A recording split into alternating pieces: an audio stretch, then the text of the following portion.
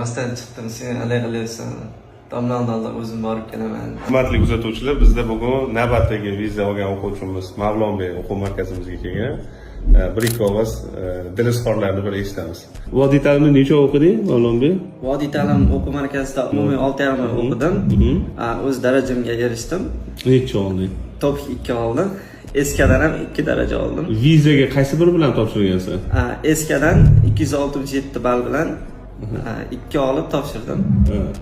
O'z vizamni qo'lga Demak, kiritdim. ko'pchilik so'raydi, SK bilan vizamiz chiqadimi deb. Ko'p videolar joylaymiz. SK bo'yicha 30-kun e'lon qilingan topikda 2 oldi, lekin vizaga SKni o'zi bilan topshirgan. Shunaqami? 267 ball bilan eska bilan topshirib vizamni qo'lga kiritdim. Qayerdan eding, Mavlonbek? Men Mingbuloq tumanidanman. Bu yerda hamma tavsiya qilishdi Vodiy ta'lim o'quv markazini. Bu yerga kelib 6,5 oy davomida o'qidim. Shu muddat davomida eska imtihoniga topshirdim. O'z darajamni qo'lga kiritdim. Qanaqa ovoragarchiliklar qanaqa bo'ldi? Qiynalmadingmi hujjat to'g'rilashda? Yo'q, hujjat to'g'rilashda menga Vodiy ta'lim o'quv markazidan Kamoliddin domla yordam berishdi.